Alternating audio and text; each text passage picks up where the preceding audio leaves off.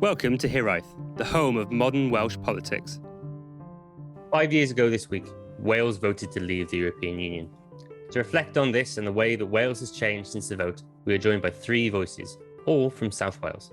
Today we are joined by Siôn Tomos Owen, who has recently been presenting a series called Beth, gennyf and Brexit on BBC Radio Cymru. Hi Siôn, thanks for joining us. All right, how's it going? Very well, thank you. You have recently been presenting a series called Beth, gennyf and Brexit on BBC Radio Cymru. Can you tell us a bit about the show and the kind of people you've been talking to? It was a four-part documentary on Brexit, but without the politics. So it was basically how Brexit is affecting everyday people. And it took 2 years to complete because we started it in 2019 when we were originally meant to leave.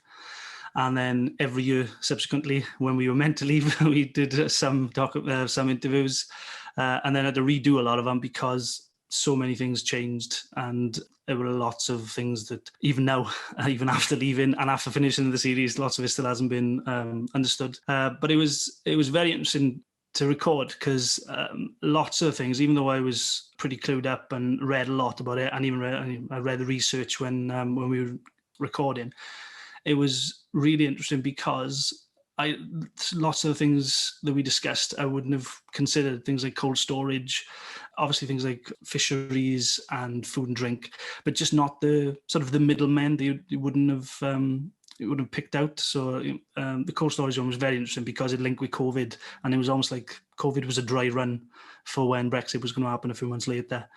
And as well, we spoke to people who had voices they wouldn't necessarily have heard during the referendum just because they would have been shouted down, sort of more nuanced arguments for leaving, things like that. And it was really, really interesting. One of the most interesting ones was Richard and Jones were discussing it, that there is no Welsh word for Brexit. And the main reason was that through research, they found that Welsh-speaking Wales just didn't want to own it. And the high percentage were Remainers, so they just didn't even translate the word. They just stuck to Brexit with a C and an S rather than just sort of trying to say, okay, we'll find a word and then we'll try and find people who want to leave. But it was far more difficult than it proved to be. I was always told it was Prydail. Yeah, Prydain and Gadail. Yeah, they trialled it. And just no one took it. there's a few BBC articles at the start, and then just no one wanted to use that. So there were a couple of we tweeted asking for examples, and a majority of them were sort of we couldn't say them on the radio. But it was a couple of Prydail and. Prydaddle was pretty good because daddle in Welsh is to argue, and also like skidaddle. So that was quite an interesting one. Correct me if I'm wrong, but the title is a reference to the T.H. Parry Williams poem Hon, right? That's right. Yeah. It was a couple of references to T.H. Parry Williams. The first one sort of it's a reference to before the fact that you're born in a country that you don't really choose, and then you own it. And we ended with Ni allaf ddianc rhag hon. We can't escape this. Sort of as a reference to we've got to get on with it now because this happened. So that was Hugh's idea. The producer was Hugh Meredith. He was very, very good with the script. There was a couple of corkers in there. Well, with Hon in mind and pobl sy'n credu mewn trefn, people who believe in order, Brexit is a great annoyance to those who believe in order. Has it made a fundamental difference to the way that Wales is run and to the people of Wales, do you think?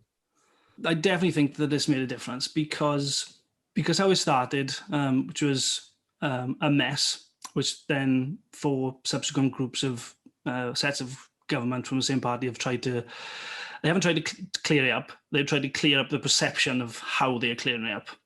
And in the devolved countries, they've obviously gone, okay, we'll help and we'll see what it means for us. And then Westminster's gone, no, you can't do that. And it was even now this, I think this past week, Thorngething was sort of he was sidelined. You can see, yeah, you can come in, but you can just watch.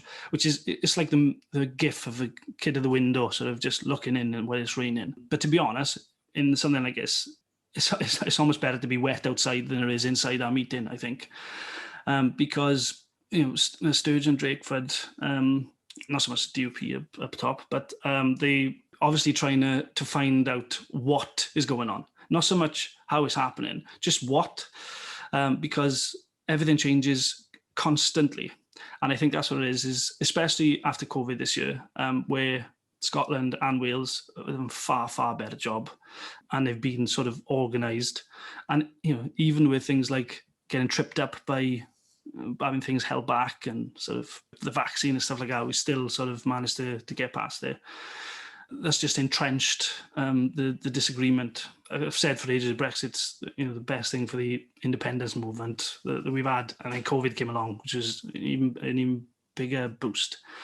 Brexit is just proven to be an absolute nightmare for everyone trying to make sense of it, because it was never a sensible thing. So everyone talked at the time, and still do to an extent, about that feeling of wanting to take back control. When you were talking to people, did you encounter anyone who mentioned that, but also anyone who seemingly wanted that, but realised that by taking back control, they hadn't given powers back to Wales, they just moved it to a different centralising force slightly closer? People liked arguing about it. They liked to just, because it was a political debate that almost everybody was involved in, and although people, politics, not many people get into it, it's the biggest one where everyone was sort of arguing for a long time, and just, you can even say debate. And like I said, it's not like sort of dark philosophers sitting in a cafe going over it. It was on phones and it was online, and people sharing gifs and pictures and all sorts of stuff, expecting people to have a dialogue about it. But as well as that, when you say take back control and control it was like control was a ball, and you go, oh yeah, you can have your ball back now, which was never going to be the case. And especially when you start talking about it, the main thing I found is where I was trying to explain it. I had to research myself because I wasn't savvy on sort of Brussels. I knew about certain elements of funding because I'd worked on some projects, but I didn't really know about what Brussels fully did. Then trying to explain, saying it's not like sovereignty. It's not like, oh, here you are, use your cape and your flag and your crown, and then you get it back, and then you sit there and go, I feel better, I've had it back. And I think that's what the argument felt like. And I was trying to argue it. I was saying it's never going to be like that. It's all going to be bureaucracy. It's just bureaucracy from a different set of rules, and except these rules are not going to be governed by something that has an element of fairness to it, like sort of ducking out of the human rights and all that. And I think there's lots of my friends who I was talking to there weren't people who discussed politics regularly, but they were still voting. So, and it was almost like, oh, there's no point talking to them, some people were saying. But that was the whole point, is that was the biggest debate, is that people like that, they were saying, oh, you need to find informed people. I said, no, you don't. You need to find uninformed people and see why are they choosing to vote it. And I think that's the main element. That's the main mistake I did, is thinking that people were as avidly researching and as informed as I thought I was, being someone that didn't know a lot about Brussels. And in hindsight, that was the big miss, is that the debate was about shouting back and forth and not trying to understand why people wanted to vote it. I think I was evident within the first few days, though. And now, 5 years on, I think it's in hindsight, that's the biggest miss, I think. Of all the people you've spoken to, you must have had quite a wide range of reasons for people voting to leave. Could you give us some of the interesting ones you've encountered? There were two or three which I understood. These are just friends now, which were three of the boys who worked in factories. The debate, they said, it wasn't so much, I don't want to say racism, but they had a lot of foreign workers in those factories, and they just thought it was a threat to their jobs. Because, for instance, one of my friends had been working there for about 10 years. When he started, there weren't many people from Eastern Europe, and there were more now. And he thought the Brexit would stop it. But I tried to explain then, I said, those they'd still be working there with him. And I said, I don't think it was a threat as such. But then I also said, I can't really speak about it. I haven't worked in a factory for over 12 years, so I couldn't really argue it. I had some, 2 or 3, and it was purely I want to win. And they were gauging which side would win rather than what the debate was about.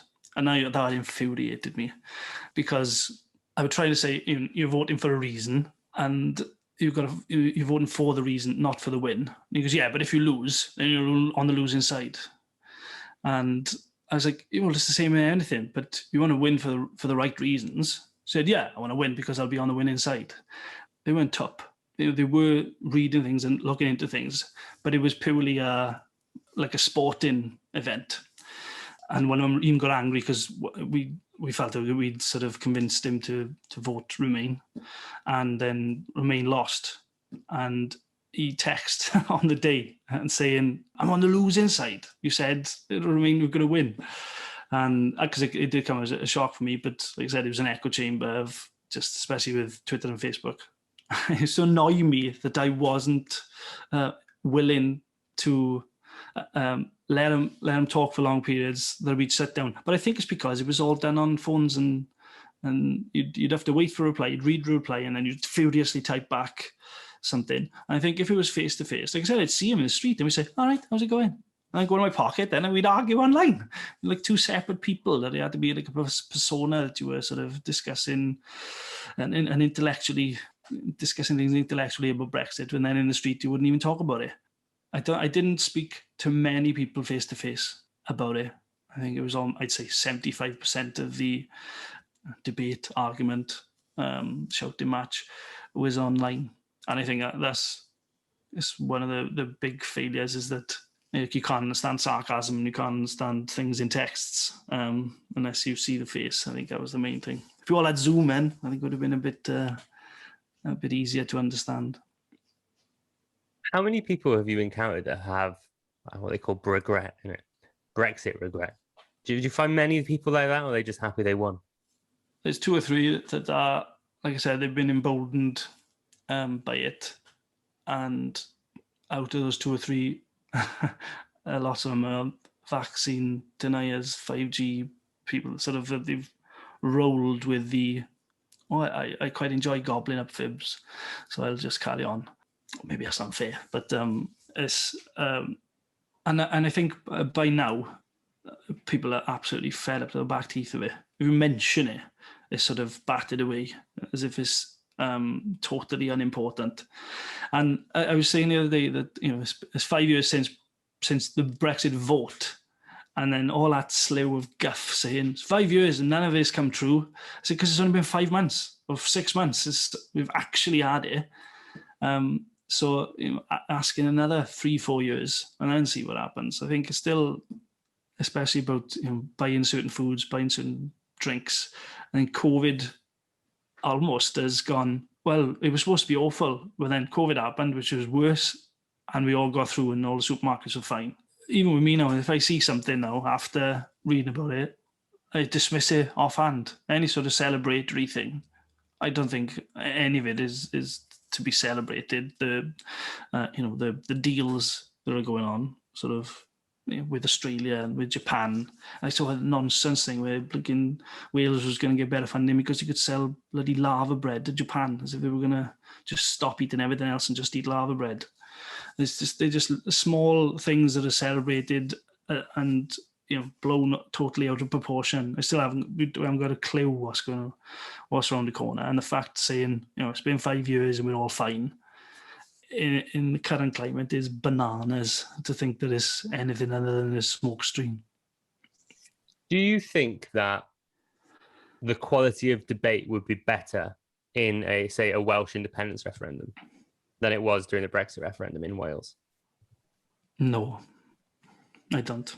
Oh, the debate's already started. I was for independence before sort of Brexit, so although if I'm honest, I listen a lot more. Personally, I listen a lot more because 10 years ago I felt like I should be for independence for Wales, but I didn't know anything about how it was possible. So I listened a lot. So I think since Brexit, I've tried to listen to more arguments, but it seems to be the same thing. And the one thing I've had is, what's the difference between someone for independence for Wales to a leaver in Britain? And I'm still forming my argument in terms of one that will be accepted, because they are me from 5 years ago dismissing it, saying, no, it's nonsense, we're safer as we are, etc. But I keep saying that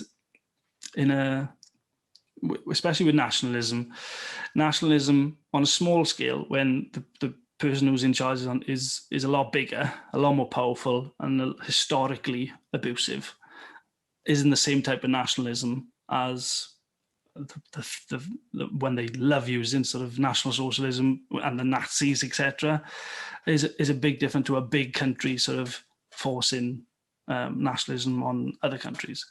And I'm still trying to phrase it where they keep saying that we would never be able to do it, mainly because it's so intricate and it's so detailed, and a lot of it's unknown. I'm trying to find, same as people used to say, 35 million extra on a bus. That for Wales is the same. Like, we could sell 35 million gallons of water to England. It's just I'd rather have something concrete and something that we can actually use in a debate, which can be proven pretty soon. But I think it'll be as passionate, and I think it'll be as entrenched, because I was just, for instance, in the last debate when he was talking about Mark Drakeford, when he said, like, I've been hit and miss with Mark Drakeford. He does like brilliant things, especially with COVID, lots of going against what lots of people wanted, and then turns out, best vaccine rollout, etc. And then he says something bloody ridiculous like, we can have a United Kingdom with England and Wales, which it just infuriated me because it's so entrenched. And then just hoping that it's going to work, giving back powers, hoping that they'll come back after Brexit happens and that type of thing. It's just, I'm already getting angry about something. I'm not even arguing with someone, I'm arguing with myself. Do you think that, obviously, Wales, like England, voted to leave? Do you think Brexit has forced Wales and people who were previously quite comfortable with the political scenario to really reassess Wales as a country and to think about our self-perception, about who we are? Do you think Brexit has done that, or do you think COVID is more important? COVID has done that. I don't think Brexit does. I think Brexit confused us even more because we didn't know ourselves. Remainers in Wales turned on Blaenau Gwent immediately, within hours after the Brexit debate. COVID was a lot more, it showed more what we can do as an independent nation, to me, because we were in charge of our own rules and regulations. And a lot of people, I think, discovered what we are in charge of ourselves. Maybe because, I don't know if it's less people could go out and fetch a paper, that less people read ridiculous national papers from England. I also think that it's our perception as Wales has forever been a Labour country. And I think that's the perception, is they got to see it as Wales as a Labour country, but an indie-curious Labour country. The big difference with Brexit was that there was no sort of Welsh face to Brexit. Brexit was more of a general election. The independence one would be more of a Senate elections. And that's the difference, is that people think differently when they think about Wales. And I think a lot more people are thinking about Wales as a bordered country. And I'm not saying this in this sort of, close the borders job, but when it came down to health and saving lives, lots of people were saying you need to manage to stop people coming in and spreading infection. And I think people saw that, are starting to see that a bit more since COVID, that people are going, all right, yeah, we can make a decision on this. But remembering now that a decision by Westminster this year has been categorically gone, no, that's the wrong decision. And people have been able to see it because thousands have died because of it. And that, not that I'm saying that you want thousands of people to die to prove a point, but it almost has been sort of, that's been the case because it's been so black and white. If you do this, things will get better. If you do this, things will get worse. And I think they saw things got dramatically worse because of a decision by another country. And because Wales said, no, we're not going to do that, we're going to do it this way, and turned out a lot better. I think that's a good enough argument, albeit ironically by a unionist who doesn't believe in independence. It's just, I still can't get my head around him. I still don't understand what he... Sean, I've got one last question for you. 5 years has passed, give or take a few days, since that vote. Do you still think Wales would vote to leave now? If that vote was to happen this week, do you think we would vote to leave? I want to say no. I want to say in hindsight, they wouldn't vote to leave. But I think Europe is just as much a mystery to people now as it was then. The only difference is that we may think differently to being lied to because lies were proven. I think that's the big difference. But I think more people would read up on things. I want to believe it, but I think it would be as close because some of the people who voted leave then may have convinced even more people that it was a good idea. And because things haven't really changed yet, that they could be just as persuasive to say, it's not as bad as you think. But, knowing that COVID has hidden and disguised a lot of it. Oh, it's a way to end it. A nice cheery note. I know. Cheery note. Yeah. But no, I don't think it would be any different. Sean, it's been an absolute pleasure to talk to you. If people want to find you on Twitter and hear more of what you got to say, where can they find you? Sean Mann on Twitter, Instagram, and in person in the street. If you want a face-to-face, man, we'd love to do it now. And hopefully it'll be a more pleasant debate than it would be online. Well, please, everyone who's listening, go and find Beth, yw'r, gennyf, and Brexit on BBC Radio Cymru. It's on BBC Sounds, I'm assuming. BBC Sounds as well, yeah. Wonderful. Go find that. And if you've enjoyed what you've heard today from us, please don't forget to find yw'r on Medium at yw'r Blog Cymru, on Facebook at yw'r Blog Cymru, and on Twitter at yw'r Blog. Thank you for listening to yw'r. If you like what you heard, please don't forget to subscribe, rate, and review.